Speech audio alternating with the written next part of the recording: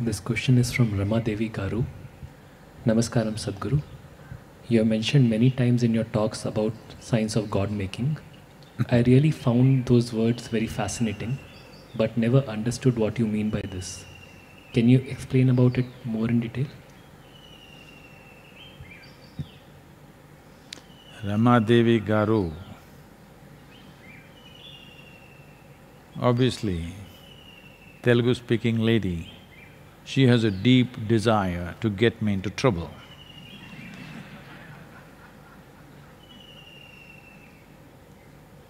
Because God is explosive material.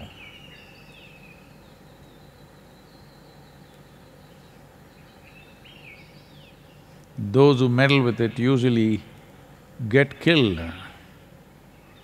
by those people who believe they are God's soldiers. If God is omnipotent and powerful enough to make this inexhaustible creation, I don't think He would hire you as a soldier. Puny little thing you are.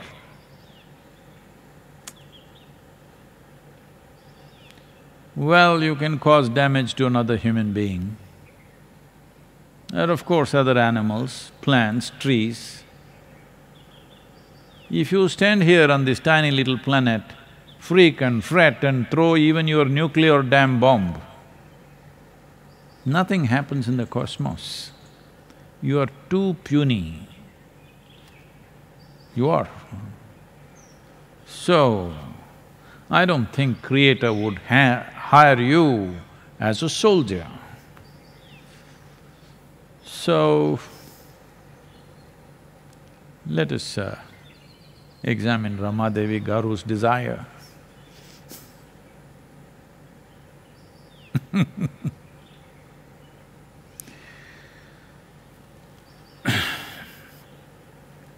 Please have the courage to look at this in a very fundamental way. Let us say, before human beings came upon this planet, well, a whole lot of stupid people believe the world started only with human beings. Well, today even a school-going child knows that's not the case. The world, the creatures, the plants, the trees and the cockroaches, they were here well ahead of you, 1 billion years ahead of you. So when there were no human beings,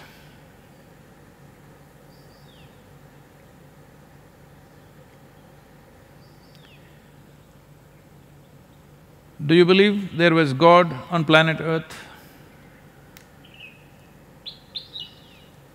Even now, if all of us, entire humanity, if we go to sleep for 2 hours, everybody, you think there is God somewhere? It's a product of human mind. God as we know it, I'm saying. Obviously, you and me did not create this cosmos, that we know. But this idea, there is a big man sitting up there and doing all this, is a product of a childish mind. It's a man, I want the ladies to remember. Rama Devi Garu, I want you to remember, it's a man. Fortunately in this culture, because we are conscious it is we who make the gods. For the sake of gender parity, we made male gods and female gods. Everywhere else where they believe God is really up there and He makes you, there is only male God, you better understand that. So in this country, we mastered the technology of God making. What does that mean? First of all, this is a culture which doesn't have an idea of the God. There is no the God. All the people you worship are icons of the past. You take Shiva, Rama, Krishna, whoever else, a Buddha, whatever. These are all people who walked this land at one time, went through all the drama of life, struggles and tribulations, more than you do. But because they became so iconic, we looked up to them as an inspiration to live better, which is natural among human beings, to look up to something which will upgrade you. Something is better than you look up to that so that you can upgrade yourself, that aspiration is fine. But inventing things and then believing this is it is the tragedy of humanity, because essentially this comes from a fundamental level of dishonesty that you are not willing to see whatever you do not know as I do not know, lack of humility and honesty. Everything that you do not know, you believe. The moment you say, I believe, we must be careful, because what you believe is more sacred than reality itself. What you believe is more important than the existence itself. What you believe is more important than the very phenomena of life around you, because it is your belief. So your belief is even bigger than the creation and the creator, of course. No, let me change the term. If I say creator, see, you also Sadhguru believe? Well, language is limited in expression, we can say the source of creation. Source is also a wrong word because you would think it's in one place. But it is a fact that you or me did not create this existence. It was here before you came and I came. Don't blame me for this, okay? I didn't do this. Now, having said that, what is the purpose of God-making? First of all, the word God, the God, never existed in this country. We are only looking at how to make things work. Because in this culture, you've always been told your life is your karma. Karma means you're doing. When I say, this is my karma, what it means is, this is my making. My life is my karma means, my life is my making. It's beautiful, it's my making. It's ugly, it's my making. I am right now joyful, this is my making. I am miserable, this is my making. Understanding that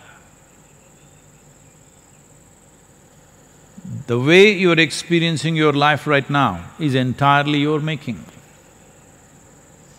Now, people have gotten into this mode, but somebody is rich, somebody is poor, why is it like this? Is it my making? He was born in a rich family, I was born in a poor family. See, this rich, poor, all this nonsense is only because you're comparing yourself with somebody. If you sit here, your experience of life is entirely your making. Physical arrangement of things is about the times in which we live, is geographical locations in which we are born. Those are not important. Even a caveman who Probably he was always under lockdown of his own, social distancing, because there was nobody around. He also knew the same sort of joy and misery as you know. Not because stock market went up, stock market came down. Today he had a good hunt, he's like this. Tomorrow he's searching, he did not find anything, he's stressed and miserable. In terms of experience of human life, nothing has changed. Individual people are either joyful or miserable, pleasant or unpleasant.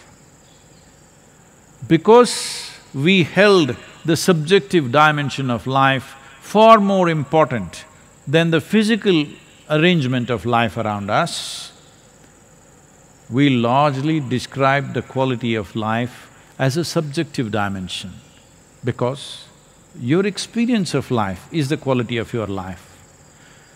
What kind of home you live in, what kind of clothes you wear, how much money you got in the bank, virus is not checking all this, hello?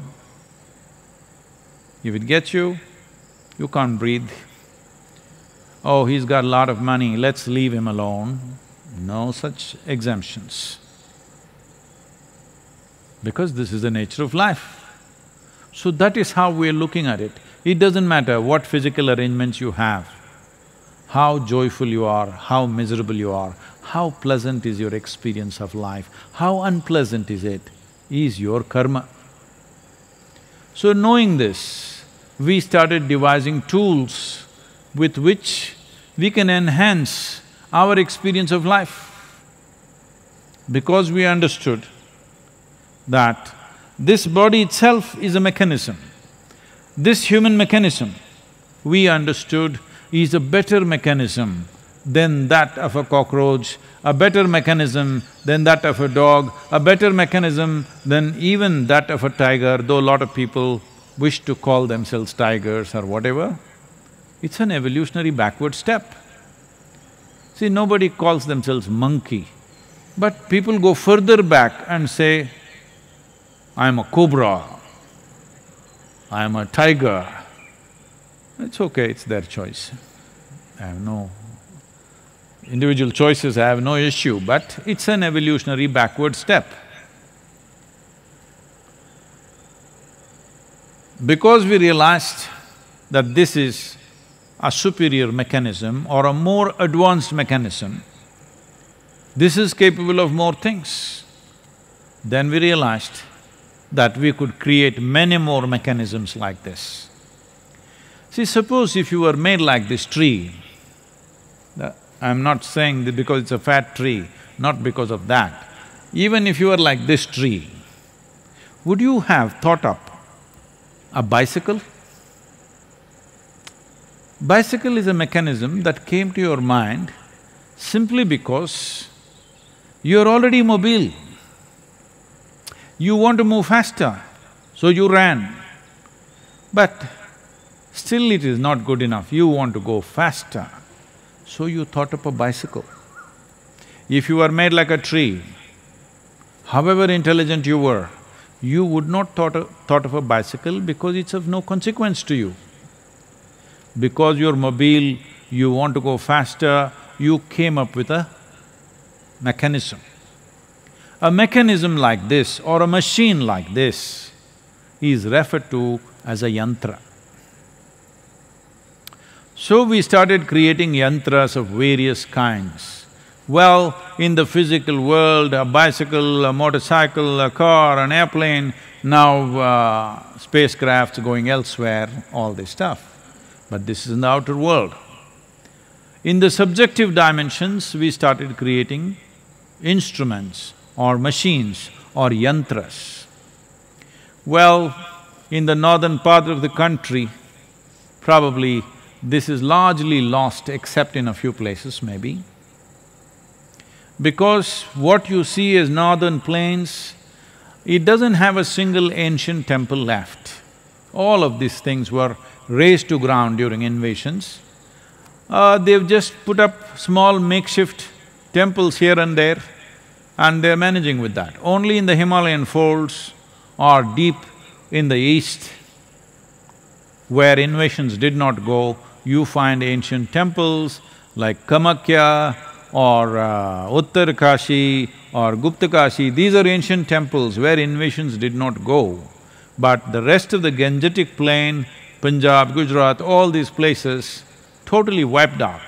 It's only in southern India you really see ancient temples, and in the east like Puri and few other places. Wherever there are ancient temples still alive, you will see in this country, we refer to the deity, or today, because of English language, we started calling it the god, as a yantra. This usage of this word is still very much prevalent in southern India. We refer to the deity as yantra. That means we are calling the deity as a machine. We are calling it a machine. Because a machine is just a complex arrangement of forms. A form is a yantra. The basic form was always seen as a triangle. From that we created many complex forms and we made them function for our benefit. Well, there are many dimensions to this. It's difficult to explore with the clock ticking. But to put it in the right context, these are dimensions with which you can open up a new possibility, a new window into creation. You are not inventing anything, you are just enhancing your tools of perception so that you can experience and perceive dimensions that you would have not otherwise experienced.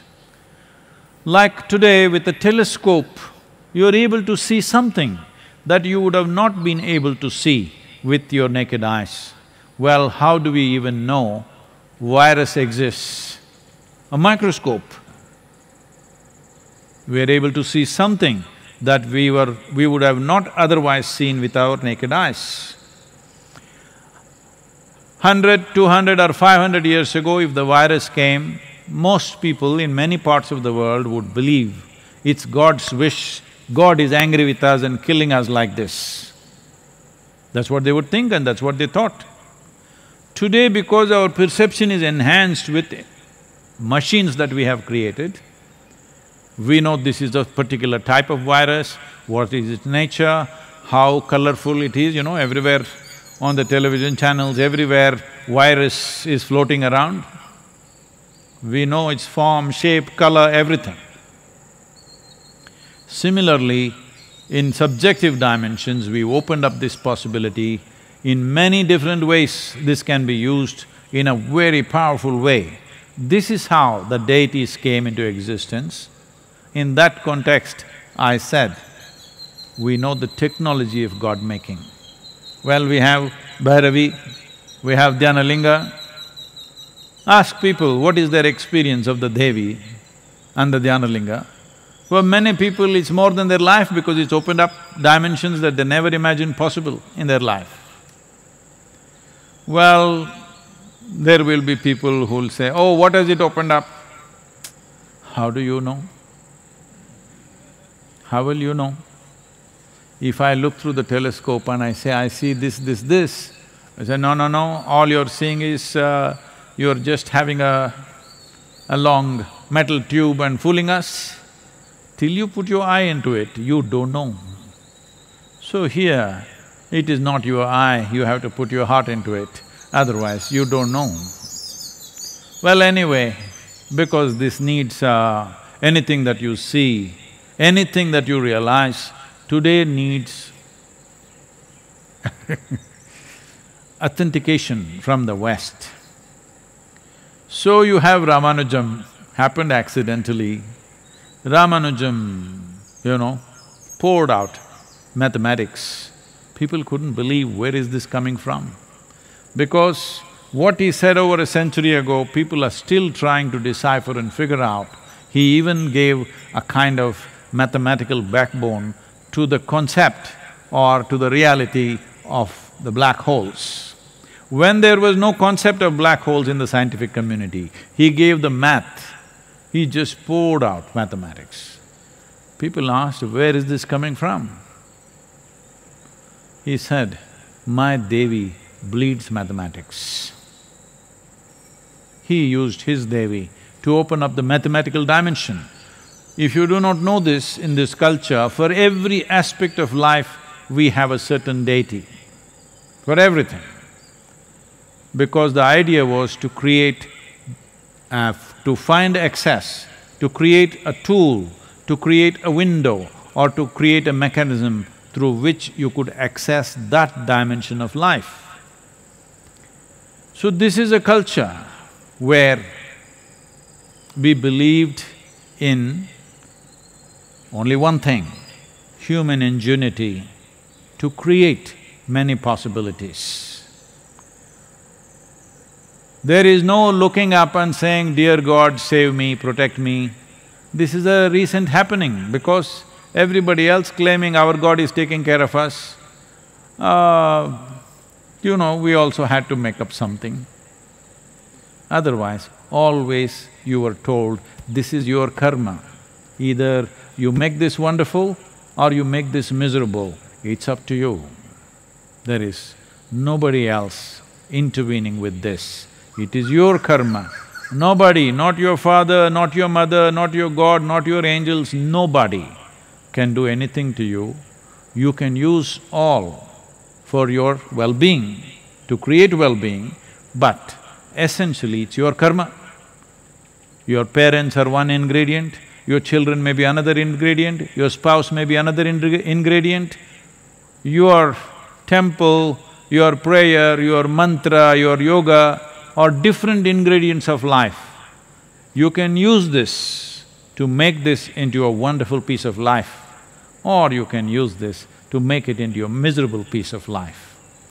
So based on this is the science of God-making, technology of God-making. But because of today's silly levels of logic, when I say silly levels of logic, rudimentary kindergarten level of logic is being stretched to everything. This is not being done by the scientific community, this is being done by a whole bunch of idiots who believe they are scientists. All they read is probably high school textbook on science. Beyond that, they have not seen nothing, but they will negate everything because they have such a crude sense of logic. With all your logic, you still don't know what you're made of, what is the nature of your existence. What are you talking about? Because you see everything, you hear everything, you smell, taste everything, just the way this mechanism is made. The parrots are not seeing the world the same way as you see it. The dogs are not seeing the world the way as you see it. They're not even hearing it the way as you hear it. Right here, there's so many creatures who experience the world totally differently. So, right now, your entire… I'm not talking about the scientific community, that simplistic scientists who are all over in the social media, they don't understand, their idea of science is based in the fundamental idea that everything is human-centric. This creation is not human-centric. Both these WhatsApp scientists and the religious people believe that creation is human-centric. It is not human-centric. If this entire solar system evaporates tomorrow, everything will go on fine in this creation. So don't make big fuss about the virus, just stay alive. Stay healthy, stay alive